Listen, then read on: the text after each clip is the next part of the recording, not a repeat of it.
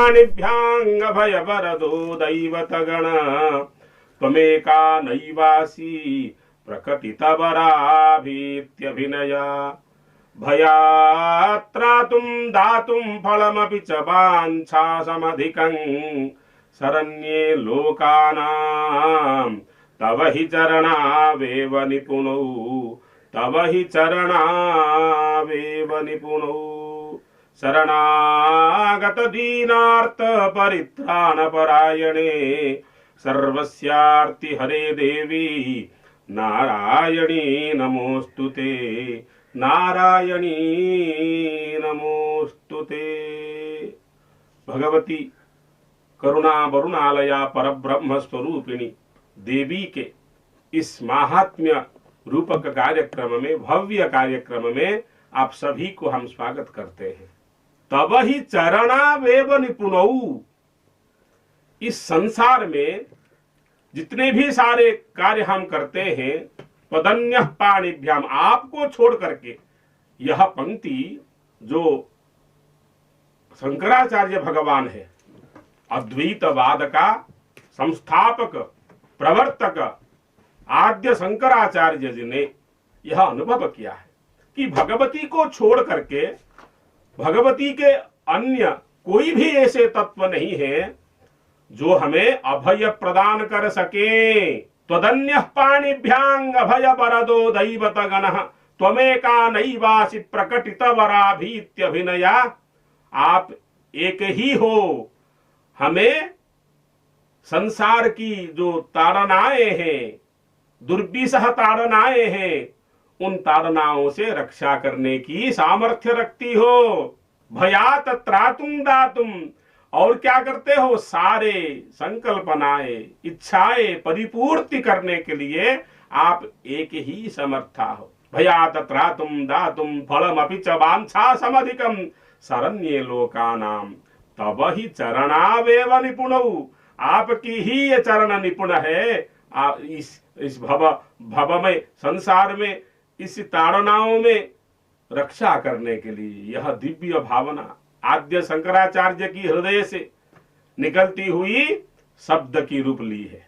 तो उसी भगवती के तत्व की बारे में जब हम आलोचना करते हैं, अनेक प्रकारों की चरित्रों की वहां पर आगम होता है। वेद व्यास में तो ऐसे भी कहा है कि पुराणों में जितने सारे चरित्र है, चाहे वह चरित्र विडंबना की हो, नास्तिक में हो या आस्तिक में हो, लेकिन क्योंकि यह भगवत की अनुकरण करता हुआ भगवत संयोजन में व्यस्त है, भगवत कार्य विचारों में व्यस्त है, वह चरित्र पुराणों में जितने भी सारे चरित्र है वह वंदनीय है। क्यों ना, यह हमें एक दिशा दिखाती है। दक्ष प्रजापति के मन में अज्ञान आना, मूढ़ता आना कोई सामान्य बात है? इसके मतलब दक्ष प्रजापति निंदनीय नहीं है। जिन्होंने भगवती को अपनी पुत्री की रूप में पाया है, यह कोई सामान्य बात है? नहीं। संसारियों को विविध दिशाएं दिखाने के लिए यह तो लीलाएं हैं। भगवती की लीला की विस्तार करने के लिए ये तो एक निमित्त सारे निमित्त है। जैसे अर्जुन को भगवान कहता आप तो निमित्त हो, सारे कार्य तो मेरे द्वारा संपादित हो चुकी है। उसी बात ये सारे तो निमित्त है, लेकिन भगवती जो सत्य चित्त आनंद स्वरूपिणी है, परात्पर परब्रह्म स्वरूपिणी है, इस सारे जगत में सर्वम शक्तिमयम जगत शक्ति रूप में, काया में, छाया में, वृक्ष में, पर्वत में, नदी में, जल में, सारे जगह भगवती की नित्य निवास है। यह तो प्रत्यक्ष है, प्रत्यक्ष है। सारे आध्यात्मिक, आधिदैविक, आधिभौतिक जितने सारे तत्व है, उन तत्वों का मूलभूत प्रतिभूत भगवती है, जो हमारा मुख्य अवलंबन है। आप लोग ये तो मानोगे, शक्ति के सिवा, ऊर्जा के बिना क्या कोई प्राणी, कोई जीव कुछ भी कार्य करने में समर्थ है? नहीं है। तो ऊर्जा दात्री भगवती जो ऊर्जा दात्री है, जो अहम रुद्रेभिर्वसुभिश्चरामि, जो रुद्रों के साथ में, वसुओं के साथ में विचरण करते हैं, जो आदित्यों के साथ में विचरण करते हैं, वही तो भगवती चराचर विश्व ब्रह्मांड की एक ही अवलंबन है। तो भगवती की चरित्र की जब हम आलोचना करते हैं, भगवती की सारे लीलाएं, तो उसमें और एक लीला भी जोड़ने जा रहा है, हिमालय पुत्री। अभी दक्ष प्रजापति के मन में वो क्रोध है, वो विवश है, वो अज्ञान है। नारद जी ने जाकर के वहां पर आग लगा दी है कि देखो, मैं बार बार आपको कह रहा हूं, महर्षि दधीचि ने आपको बहुत सारा समझाया, ब्रह्मा जी ने तो बोले ही बोले, आप नहीं सुधरे, अपनी पिता के बात नहीं सुने। इसे तो दिखा जाए, नारद जो तो दक्ष प्रजापति के भाई है, क्योंकि ब्रह्मा के मानस पुत्र है नारद जी। तो भाई के नाते मैं आपको समझाता हूं, आप सुधर जाओ। यह कैसे विडंबना है आपके मन में, ये क्षुद्र बुद्धि कैसे आती है? कोई छोटा सा बच्चा अगर होता, बालक होता, पारद्रवल्य बुद्धि में जिसकी होती है, वह अगर होता वो समझ जाता। आप समझ नहीं पा रहे हो, ये क्या विडंबना है? अगर नहीं समझोगे, रुद्र ने, भगवान आशुतोष रुद्र ने ये संकल्प ले चुके हैं, ध्वंस करेंगे आप कर को, शिक्षा देंगे आपको। यह ज्यादा देर तक नहीं चलेगी। वो अपमान सहते हैं, भक्तों की परीक्षा लेते हैं, लेकिन एक सीमा है, सीमा को उल्लंघन आपने कर लिए हैं हे दक्ष प्रजापति। और यह जो परिस्थिति होगी वो आपकी बस में नहीं है। यह कहने के बाद में भी देखो, जब दुख आता है, दुख और सुख, ये दोनों तो हम कहते हैं कि हमको यह दुख दे दिया, हमको व्यक्ति सुख दे दिया, यह ग्रहणीय नहीं है। दुखस्य सुखस्य न कोपि दाता परो ददाति कुबुद्धि रेसा। हम दूसरे की वजह से दुख प्राप्त करते हैं, दूसरा की वजह से सुख प्राप्त करते हैं, दूसरों की वजह से। यह व्यर्थ चिंतन है। सुख दुख ये दोनों अपनी ही कार्य से आते हैं, यह तो सिद्धांत है। अगर आप अच्छा बीज वपन करोगे, बोओगे, तो अच्छा फल मिलेगा। अगर वो बीज में बुराइयां है तो वो बीज अच्छा फल नहीं देगा। तो यह सिद्धांत है। सुख और दुख ये दूसरों के द्वारा दिए जाने वाला तत्व नहीं है। यहां पर देखो, इतने तेजस्वी, इतने आध्यात्मिक जो ज्ञानियों का गुरु है दक्ष प्रजापति, उनके मन में कैसे भी विडंबना आते हैं। तो कभी कभी हम इस संसार में रहते हुए जब एक समय आता है, कहते हैं, चिंतन करते हैं, देखो मैंने क्या कर लिया, यह जो विचार मैंने की यह तो असंगत हो गई, यह जो कार्य मैंने की यह तो असंगत की। यह विचार आना चाहिए, क्योंकि दक्ष प्रजापति जैसा व्यक्तित्व उनके मन में तो आया था, तो मैं क्या हूं उनके सामने। लेकिन हमें सुधरना चाहिए, और सुधरने का प्रशस्त मार्ग क्या है ना, हमारा अध्यात्म विद्या, पुराण वांग्मय, मुख्यतः देवी पुराण, देवी तत्व।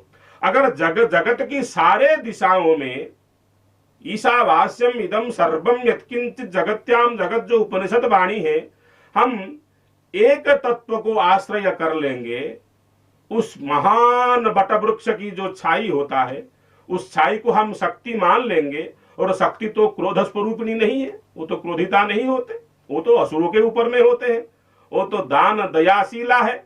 उनको आश्रय कर लेंगे, उनको उनका पदबंध बंधन करके, माता होते हैं वो, जगत माता है वो।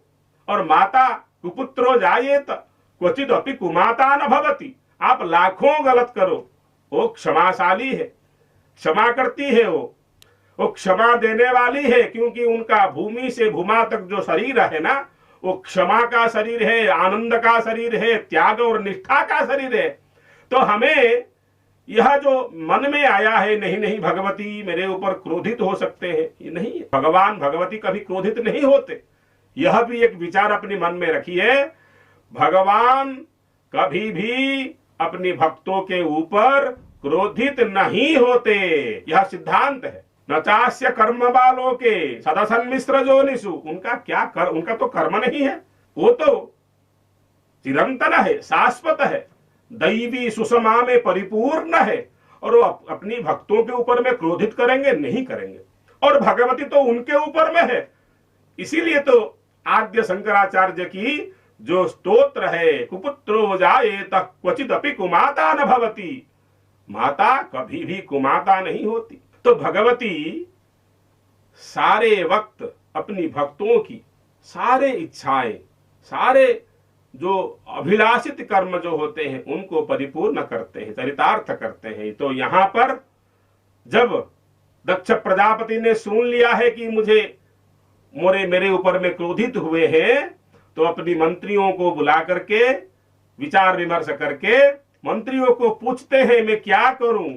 और मंत्रियों ने कहते हैं देखो आप तो ज्ञानी श्रेष्ठ हो, परब्रह्म की आप दायाद हो, तो हमें यह समाधान, हमें वो समाधान नहीं, आप बताओ। तो दक्ष प्रजापति कहते हैं देखो अहम यज्ञम करिष्यामि सर्वा आहूय देवताः बिना श्मशान संवासम शिवम भूत गणाधिपम। में एक समाधान मुझे मिल चुका है। क्या है समाधान? ना मैं अपनी रक्षा करने के लिए, अपनी भवन की, अपनी सारे दुर्ग की रक्षा करने के लिए देवदेव महादेव से मैं एक यज्ञ करूंगा, और वह यज्ञ शिव विहीन यज्ञ होगा। और इस यज्ञ में मैं सारे देवताओं को आवाहन करूंगा, विष्णु को, ब्रह्मा जी को, सारे देवताओं को, भगवान इंद्र को, भगवान वरुण को, रुद्र को, आदित्य, रुद्र को नहीं करूंगा, आदित्य सारे देवताओं को करूंगा, सिवाय भगवान देवदेव महादेव। क्यों? क्योंकि मैं चाहता हूं कि मैं उनको न बुलाने से उनके मन में एक रोष जात हो। मैं क्रोधित हुआ हूं, मेरे क्रोध का प्रतिफलन उनको मालूम होना चाहिए। इस चिंतन को रखते हुए मैं यज्ञ करूंगा। और यज्ञ की रक्षक जो होते हैं वो है विष्णु, यज्ञो वै विष्णु। मैं विष्णु को बुला करके, भगवान विष्णु बृहत्वाद विष्णु रुच्यते, अत्यंत व्यापनशील जो होते हैं भगवान विष्णु, इस सारे ब्रह्मांड की जो पालनहार है, मैं उसी भगवान विष्णु को बुला करके यज्ञ संपादन करूंगा। विष्णु यज्ञेश्वरं देवं सर्व विघ्न निवारकं मख संरक्षकत्वेन परिकल्प्य प्रयत्नतः। यज्ञ की संरक्षण करने के लिए मैं विष्णु आदि सारे देवताओं को आवाहन करूंगा और यज्ञ संपादन करूंगा। यह करके भगवान सारे देवताओं की आवाहन में वह लग करके यज्ञ संपादन कर लिए। जब यज्ञ आरंभ करते, यज्ञ की उपक्रम करते हैं, जो मंत्रीगण होते हैं कभी कभी वो राजा की अखंड प्रभाव से वो सम्मति दे देते हैं, लेकिन सारे सम्मति नहीं देते। यही तो हमारा परंपरा है। उचित वाक्य जहां पर कहना होगा वह कहना चाहिए, चाहे वो अप्रिय हो, लेकिन राजा की हित में सारे जो हित साधन होता है उसी वाक्य को ही मंत्री लोग कहते हैं, मंत्रणा देते हैं। तो यह शिव विहीन यज्ञ करने की जो बात है, बहुत सारा महर्षियों के मन में यह नहीं आया। शिव को छोड़ करके कोई यज्ञ हो सकता है? शिव को छोड़ करके यज्ञ नहीं होता, यज्ञ नहीं होता है। वो कह रहे हैं बिना तेन कृतो यज्ञ कदाचिन्न फलप्रदः यथा अर्थ विवर्जितम वाक्यम श्रुतिहीनो यथा द्विजः। अगर कोई ब्राह्मण हो, उनको श्रुति या वेद मंत्र नहीं आता हो, आगम निगम इत्यादि नहीं आता हो, अगर कोई वाक्य हो जिसका अर्थ नहीं होता, वो क्या वाक्य है? और गंगा, जिस देश में गंगा जी नहीं है वो क्या देश है? उसी भांति जिस यज्ञ में देवदेव महादेव वेद वंद्य भगवान रुद्र नहीं होते हैं, वह यज्ञ यज्ञ है भला? नहीं है। वह यज्ञ अपूर्ण रहेगा। महर्षि दधीच वो तो पहले से ही भगवान शिव को बार बार समझाते हैं। लेकिन यहां जब दक्ष प्रजापति ने यह निर्णय ले चुके हैं, मैं विष्णुआदि देवता को बुला करके यज्ञ करूंगा, और क्रियान्वयन भी कर चुके हैं। हे विष्णु, जाकर के बोलते हे विष्णु, रक्षार्थं मम यज्ञस्य स्वयमेव समागतः तस्मात् त्यक्त भया सर्वे समागच्छन्तु मन्मखे। उसके बाद में यज्ञ करने की, यज्ञ की तैयारियां शुरू हो जाता है। विशाल यज्ञ हम और आप जब कोई यज्ञ करते हैं, याग करते हैं, इष्टियां करते हैं, कितने सारे द्रव्यों की अपेक्षा रहता है, सारे व्यवस्थाएं होती है।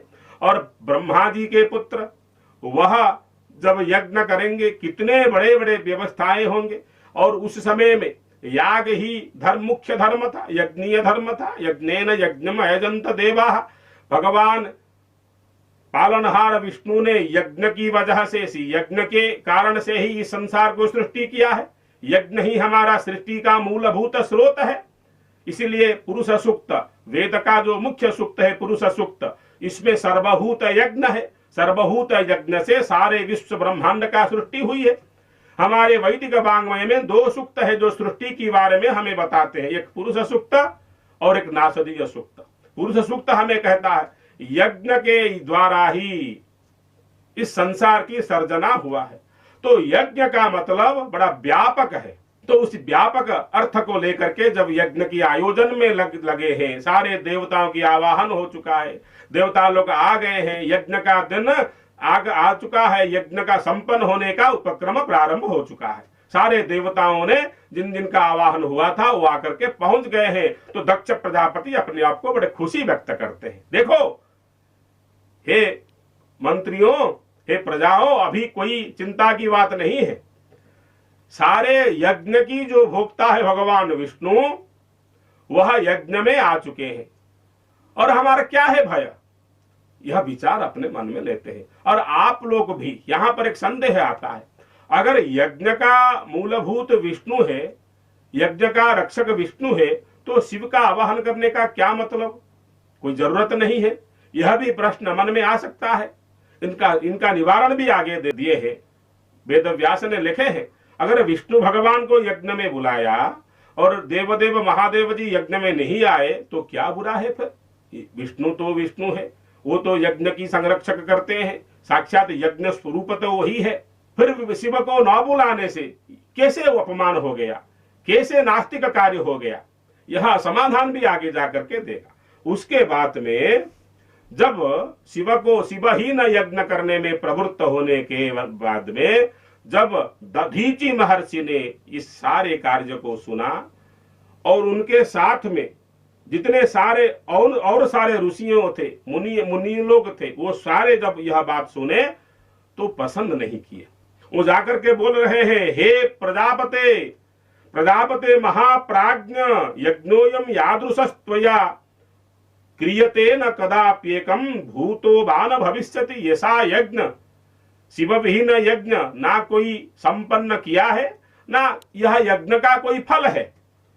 यत्रीते त्रिदशा सर्वे समागत्य स्वयं शिव स्वयं स्वयं गृह्णन्ति चाहुतिम साक्षात् प्रलभ्य निज भागतः प्राणिनः सर्व एवात्र दृश्यन्ते वै समाहताः दृश्यन्ते न कथम शंभुः त्रिदशानांगधीश्वरः।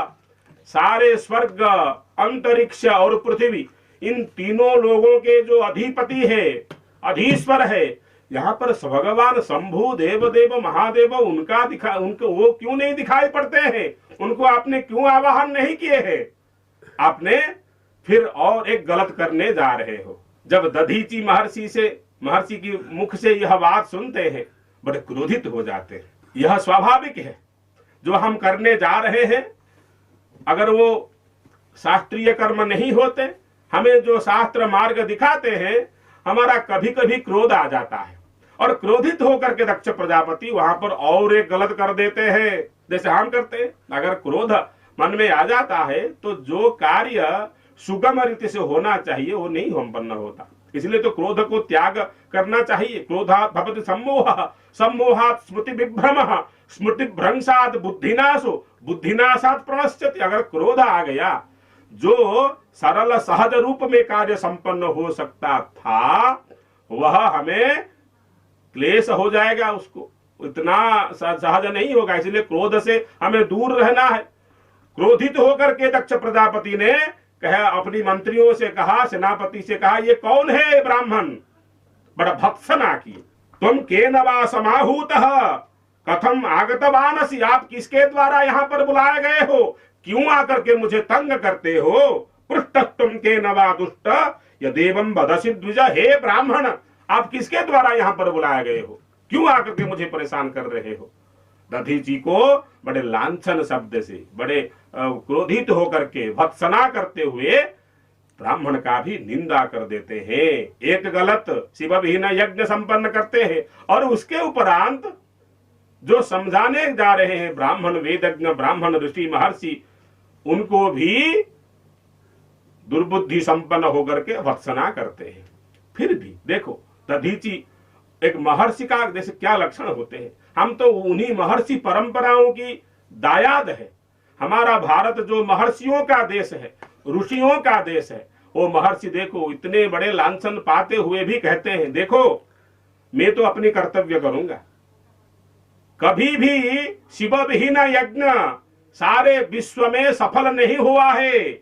जैसे अर्थ वर्जितम वाक्यम श्रुतिहीनो तथा द्विजः, एक वाक्य हम कहेंगे वह अर्थ रहित होगा। उस वाक्य का क्या मतलब? ब्राह्मण वैदज्ञ ब्राह्मण होंगे, वेद नहीं जानता होगा, उस ब्राह्मण का क्या मतलब?